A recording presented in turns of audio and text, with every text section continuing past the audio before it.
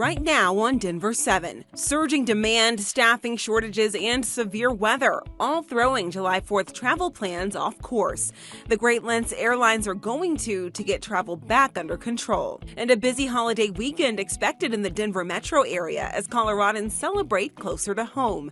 The message for parks and wildlife if you're hitting the lake. Plus, advice for people enjoying 4th of July parties in their own backyard. Something to keep in mind as you're serving up drinks to friends and family of all ages. Good morning and welcome to Denver 7 News. I'm Jessica Crawford. Thank you so much for joining us on this 4th of July holiday weekend. We're taking a look outside right now over Civic Center Park. The sun is up, and tomorrow night the city of Denver will have a fireworks display to celebrate the holiday. Meteorologist Stacey Donaldson joining us now. And Stacey, many people are hoping that their plans don't get rained out. I don't think that'll be the case. We will have a few isolated thunderstorms passing through in the heat of the day, as is common for this time of year, but I don't think we'll have a complete and total washout. Our highs today, they'll be in the upper 80s and low 90s here for the Front Range. A little warmer up towards Sterling with highs in the mid 90s, 60s and 70s, some nice cool weather for the higher elevations, but our forecast highs right here around the metro, 91 in Littleton, 90 in Denver, and 91 in Aurora, with scattered afternoon thunderstorms being a possibility. Now, our satellite radar picture is as quiet as can be across most of the state. We have a few light rain showers here into northwestern Colorado, but even tonight for the Rockies game, the weather will be great, and we have fireworks after the game, just like we had last night. And I do think the weather will hold even after the game to support this fireworks show for this evening. So we have a lot going on this weekend. We'll talk more about the entire forecast for our holiday coming up in just a few minutes. Stacey, thank you. Well, as Independence Day weekend kicks off, travelers continue to experience canceled flights and thousands of delays. Air travel will likely set a pandemic-era record at least one time this weekend. ABC's Christine Sloan has more.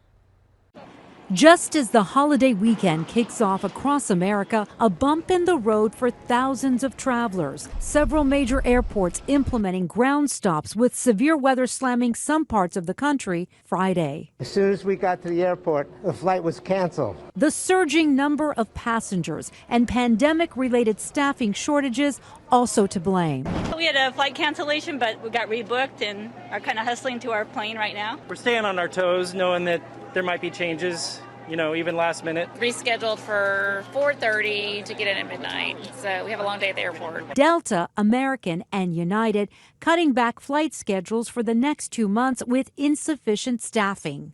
Delta even offered 8 passengers on one overbooked flight $10,000 cash for their seats, as the airline also deals with pilots picketing over pay and scheduling. We've now flown more overtime in the first 6 months of this year than we did in 2018 and 2019 combined. And in those years, those were record years for the airline industry. Delta vowing to continue hiring several hundred employees weekly. They're also bringing in corporate employees to help at major airports this weekend. The TSA keeping 1,000 additional agents on standby if needed. Meanwhile, the roads are also seeing a surge in travelers, an estimated 42 million people opting to drive this year. Though gas prices are lower than last week, on average, a gallon of gas costs $4.84, the most of any July 4th ever. AAA with this tip for drivers. Realize that those gas stations that are closest to the highway exits will always be the most expensive. So if you take that exit and then drive down the road a mile or so to that gas station there, it will tend to be cheaper. Christine Sloan, ABC News, New York. Of course, many Coloradans are opting to stay close to home for the holiday. Some of them are heading to popular boating spots like Chatfield Reservoir. And that's where we find Denver 7's Christian Lopez with a look at what people can expect this weekend. Plus, Christian, you have a message to visitors from Colorado Parks and Wildlife. Yeah, Jessica, good morning. It is beautiful out here. It is starting to get really warm, and we're seeing some people already enjoying the water. I am jealous. I wish I could join them right now. We are seeing people on boats, jet skis. We're seeing people fishing, and this is expected to fill up here in a few hours. So if you're planning on coming out here today, there are some things that you need to keep in mind. So staff here will be working extra hard today to accommodate guests. and help keep everyone safe this holiday weekend. They're asking you to be patient with them. Around this time of the year, they do see about 10,000 people a day, but that number could be even higher this year because many more people are starting to feel comfortable going out after the pandemic. It is important to be mindful of that this weekend, and if the park does get too full, officials say that risks some natural resource damage and you might get turned away. Our staff is going to be working very hard to do what's best for public safety and to protect the natural resources out there at the park. Folks should know if the park does fill to its capacity, the park will have to turn people away, regardless of if part of that group is already inside or if they just ran out to pick up something.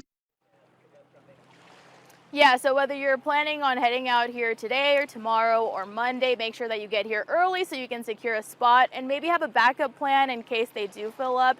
And if you do plan to come out, make sure that you bring plenty of water and sunscreen because it is already really, really warm out here. Live this morning, I'm Christian Lopez, Denver 7. Oh, Christian, I can hear those waves behind you. It looks great out there. Bear Creek Lake Park is expecting big crowds this weekend, too. Officials say access to the beach and marina there can close as soon as 11 a.m., so get there early.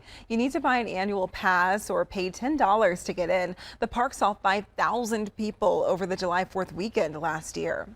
If you're hosting a 4th of July party, make sure to pay attention to who's drinking alcohol. Social hosts might have to pay for damages if they knowingly serve alcohol to someone underage and that person injures someone else or damages their property. For example, that young person drives off and gets in a car crash.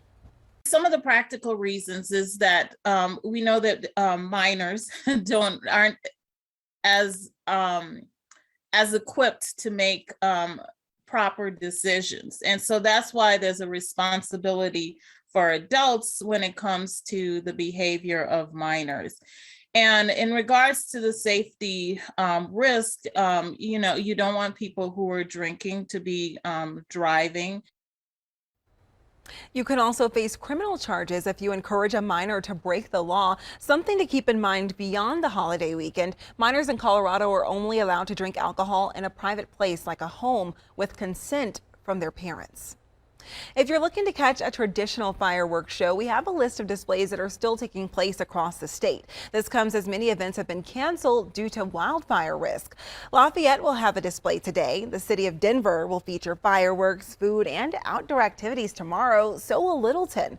Aurora's annual 4th of July Spectacular comes back on Monday. That's the 4th. For a complete list of activities throughout the weekend, head on over to our website, thedenverchannel.com. Well, if you didn't get a chance to see your favorite Avalanche players in person this week at the parade, don't worry. There is another chance this weekend to see them. The Dick's Sporting Goods store at Park Meadows will host autograph signings with Avs defenseman Erik Johnson and captain Gabe Landeskog. So grab your favorite jersey or other gear and a Sharpie.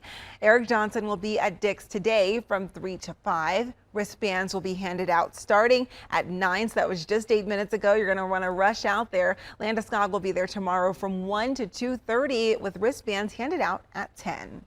You can also watch the parade in full once again this afternoon at 1 on Local 3. Hello and welcome to the first weekend your Avalanche are Stanley Cup champions. I'm Nick Rothschild, and with parade noise still ringing in my ears, trust me, I'd be happy to spend the rest of the summer celebrating. But the off-season waits for nobody, and I guarantee you Joe Sakic, he's already thinking repeat. Good news is most of the Avs roster is locked in for the future. Your McKinnons, Landeskogs, Makars. But you do have question marks, most notably Nazem Kadri, who stands to make a bunch of cash if he wants to as an unrestricted free agent. Valeri Nichushkin and Darcy Kemper will also hit the open market. It's worth considering as well. This may have been the last flight of the Condor. Erik Johnson finally lifting the cup may see this as his John Elway moment, right off into the sunset. After winning the cup in Tampa, I asked Alex Newhook what the future may look like for himself and these Avs. Being in my first year and getting to experience all this, winning's one thing, but hopefully have a long career and know what it's like to get here and to win, and something I can carry with me forever. And now to the hellish wasteland that is college football. It's becoming downright apocalyptic as every school fends for themselves, fighting against encroaching reparations and grabbing at every last dollar they can while still in power. Thursday, USC and UCLA bolted from the Pac-12 to the Big Ten for a spot in the future Super League. And for the Big Ten, gives them a foothold in the LA market. Reports indicate Oregon, Washington, also likely to follow suit. So where does that leave our Golden Buffaloes? The so-called Conference of Champions, quickly becoming the Applebee's bar at 1 a.m. Well, Athletic Director Rick George released a statement yesterday, along with Chancellor Phil DeStefano, in which they said, well, not much. USC and UCLA leaving the Pac-12 is a disappointment. We remain resolute in our commitment to student athletes. They love to hit that note. And they've, quote, been in communication with fellow universities and conference leadership to figure out the future. Well, here's the future the way I see it. Either you figure out how to weasel your way into the Big Ten, you tuck your tail and return to the Big 12, or you take your place among your actual peers in the Mountain West, because the Pac-12 is done. It's dead. All right, Rockies, the floor is yours. Everything else is done. You've got center stage in the Colorado sports world all for yourself. Snakes in town for Fireworks Friday. Jose Iglesias. Oh, looking like Darcy Kemper out there. Heck of a pickup at short. Kemper doesn't need to throw, though. Ryan McMahon launching a no-doubter in the 7th, then in the 8th. This is a cool moment. Charlie Blackmon on his birthday. The big fly. Happy birthday, Chuck. Unfortunately, couldn't get him a win on his special day. Arizona gets the W 9-3. Tough go of it for the boys in purple. Rockies now 11 games under 500. Last place in the NL West with a minus 73 run differential. But hey, at least Coors Field is fun. Enjoy your weekend. Nick, thank you. A heads up for drivers across Colorado. 2 major stretches of highway could now cost you more. Where, when, and how you'll have to pay. Plus, good news for Coloradans looking to clean up their credit report. The changes to paying off medical debt that could lighten your load.